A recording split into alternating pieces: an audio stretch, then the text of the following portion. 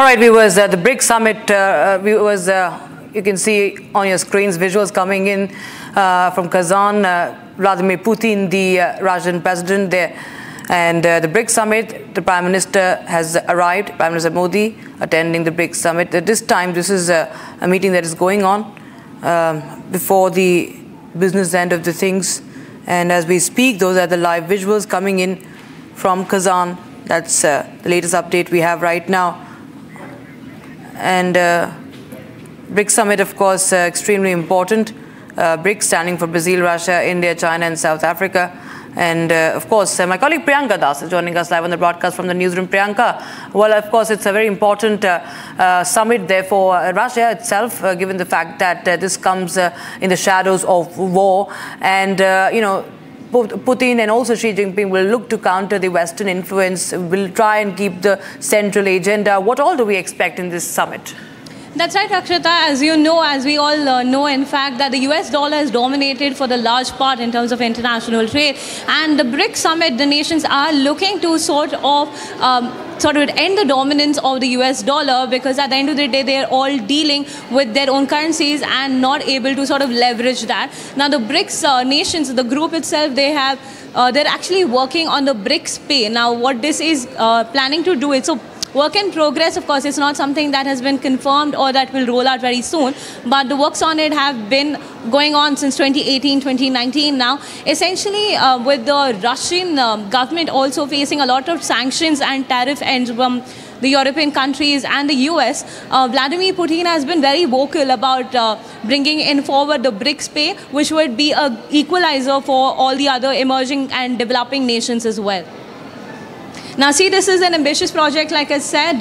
This looks to sort of ease the cross-border transactions as well and make it more seamless so that they don't have to worry about the conversion charges, which is something that, again, hurts the other countries, especially the BRICS countries. And coming to the BRICS payment surface itself, it'll be something that will be very similar to the Europe's SWIFT or India's UPI. Now, do note that. Right, Priyanka, of course, it's is being envisaged as a group that could be a counterweight to institutions like the World Bank and the IMF as well, that's dominated by the global north. Thank you so much, Priyanka, joining us there.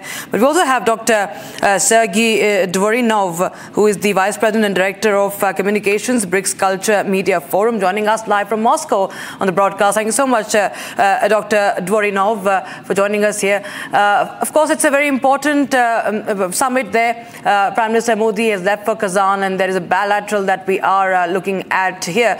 Now, how do you see this in the shadows of war, the Ukraine-Russia war that has been going on for like around 2 years now? What do you think, Putin's agenda will be here? How does Putin, India, China will look to counter the West's influence? Thank you so much for invitation. Thank you for a very important question. Namaste, namaskar. First of all, I want to tell that today is the 22nd of October, and the global summit will be end after 2 days, 24th of October. And 24th of October is exactly birthday of United Nations. 79 years back, 1955, United Nations was created, installed with the support of China and USSR.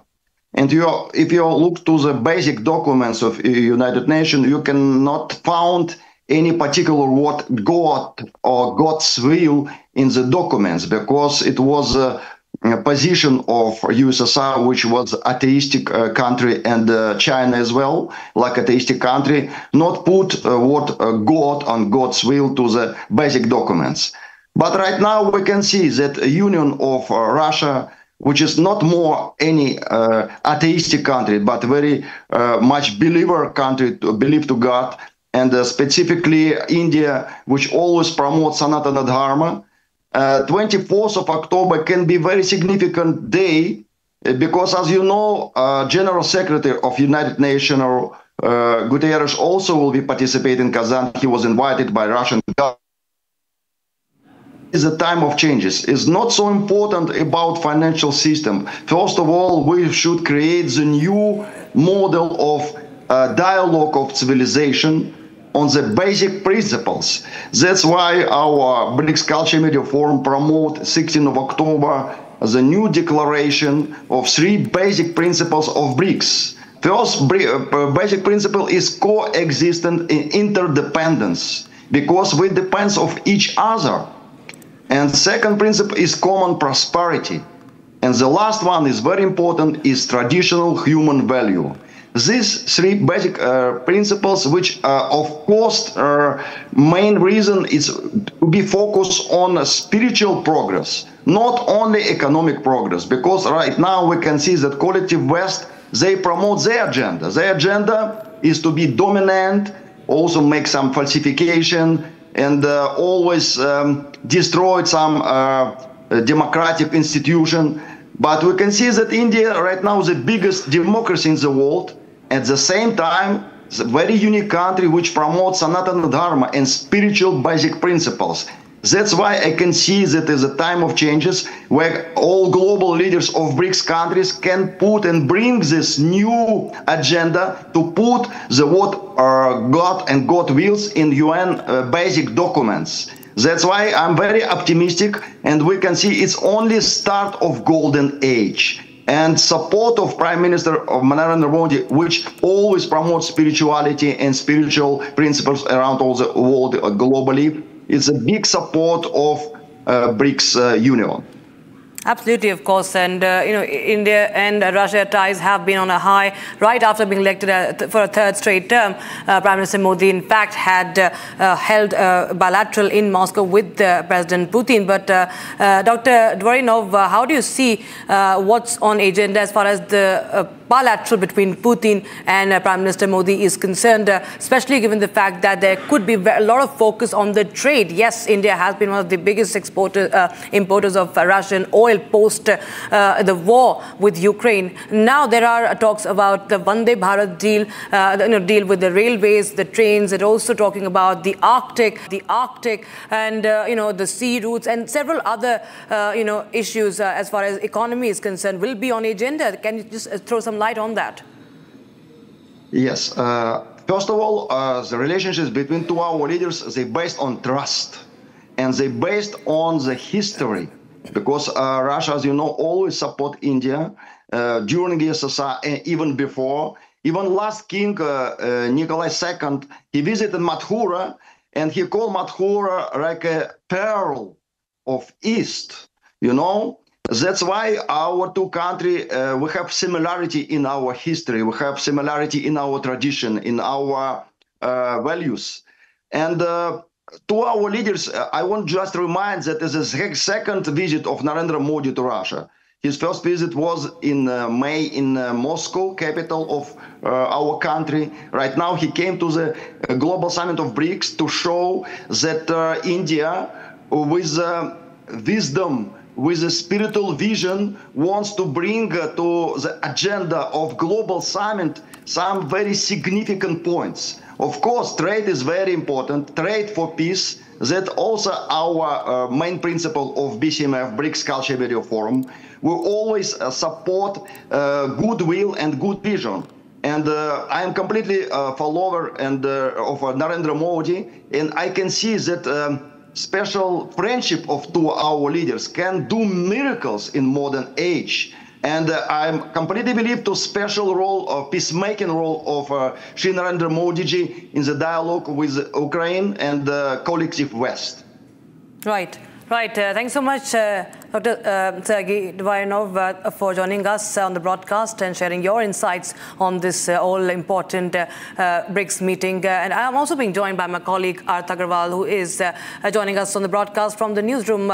Arth, of course, all eyes are, and there's a lot of speculations about the possible Modi and Xi Jinping meeting, especially given the fact that how the agreement has taken place, and it is being seen as something that will pave a way for a very important bilateral, and it could be pivotal in the India-China ties. What are you picking up? What do you understand as far as the possibility? And if it is possible, what will be on agenda as far as this bilateral, much speculated bilateral is concerned? See, Rakshita, in terms of the India-China bilateral angle, as far as it's concerned, after 2020, analysts and a lot of political science analysts believe that India-China relations have reached an implacable decline. But now we are seeing a couple of breakthroughs, massive breakthroughs in the whole India-China border truce angle. Earlier, we reached disengagement in the eastern Ladakh district, and including Galwan Valley. And now we are seeing the possibility of patrolling, resuming of patrolling along the LAC, which is a massive, massive breakthrough, Rakshita. And it is a new phase, totally a new phase of the bilateral dynamic that we are now seeing between India and China. And it will be interesting to see what is yet to eventuate in this BRICS Summit 2024 in Kazan, Russia. Absolutely. In fact, Priyanka, I'll go across to you now because, we've seen that trade has been one of the biggest factors here. And one of the reasons that we are looking at, the analysts are also looking at, the geopolitical experts are looking at for for Beijing to also now change its ways is because it has been suffering, Beijing. All right. Priyanka, I think we lost your connection there. If you're back with us, I'm asking you about the trade ties. I'm also asking you about how China has been suffering in terms of economy that could have actually triggered or maybe pushed for this breakthrough in India-China standoff that has been continuing for 4 long years.